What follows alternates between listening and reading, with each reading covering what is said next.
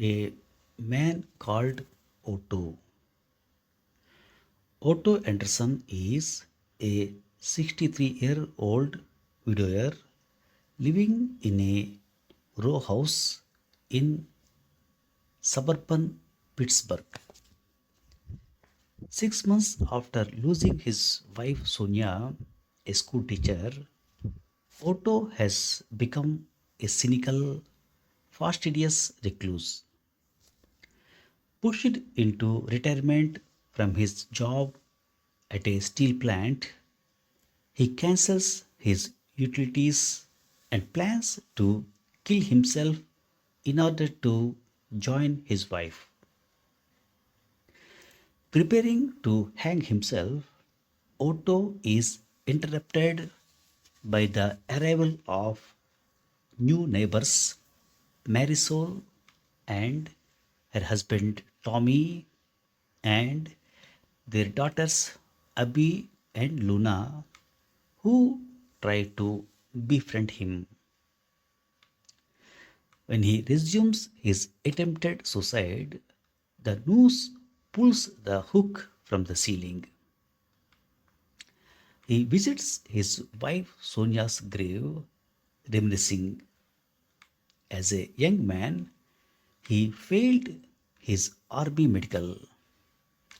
He met Sonia after following her onto a train to return a book she had dropped.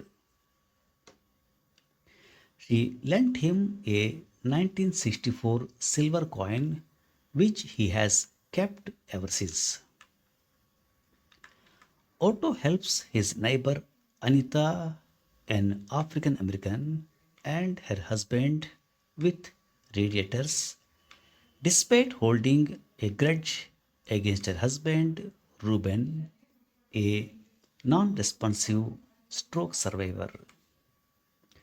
Otto attempts suicide again by means of carbon monoxide poisoning in his garage, thinking back to his and Sonia's courtship as he begins to lose consciousness. But he is interrupted by his new neighbor Marisol seeking help after her husband Tommy breaks his leg falling from a ladder.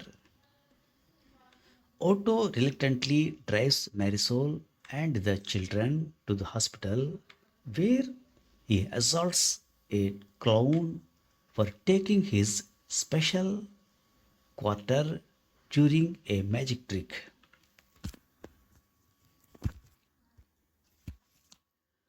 While waiting on a railway platform, planning another suicide attempt, Otto remembers his graduation from engineering school when he asked Sonia to marry him.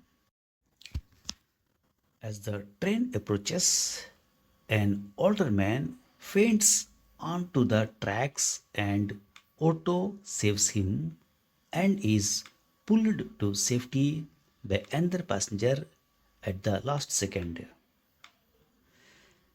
When a stray cat takes a liking to him, Otto reluctantly adopts it. He confronts a teenager named Malcolm for delivering unwanted advertising circulars, and the boy recognizes Otto as his former teacher's husband, describing how Sonia supported him as a student.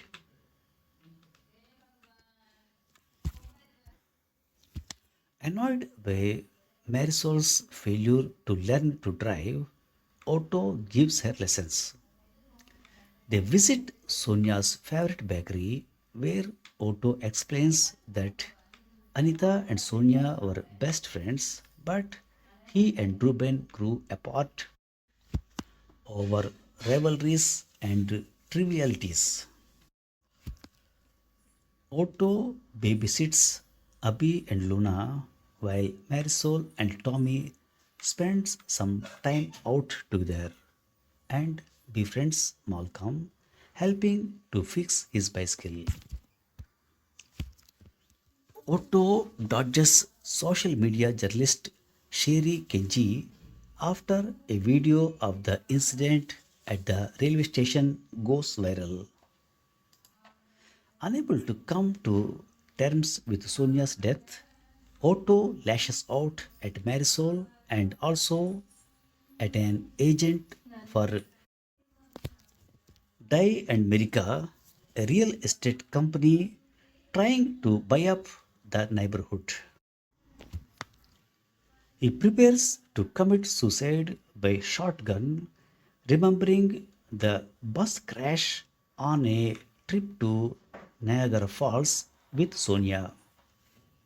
This time, he is disturbed by Malcolm, the student, who has been kicked out by his father. Otto lets him stay the night. Otto learns that Dai and America are conspiring with the estranged son of Ruben and Anita, using Anita's secret Parkinson's diagnosis to buy their house and put Ruben in their nursing home. He resolves to fight them and asks for Marisol's help, finally opening up about Sonia's loss and subsequent disability, his frustration at the inaccessibility of the Dai and America housing development, and how he was voted out of the association as member after a heated confrontation.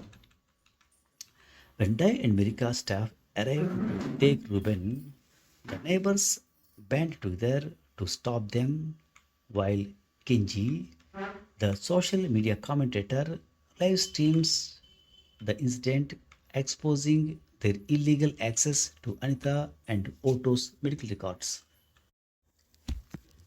Otto collapses and is taken to hospital, identifying Marisol as his next of kin. She is amused to learn that his heart is too big. Marisol gives birth to a son, Marco. Otto gives Marisol and Tommy the cradle he built and gives his car to Malcolm, the student, and grows closer to his neighbors. 3 years later, following a snowfall, Tommy notices Otto has not shoveled his walkway as he normally would. He and Marisol enter his house and find that Otto has died of heart failure. They also find a letter to Marisol bequeathing her his home, savings, new truck, and cat. Following his wishes, the neighbors gather to remember Otto. Thank you very much.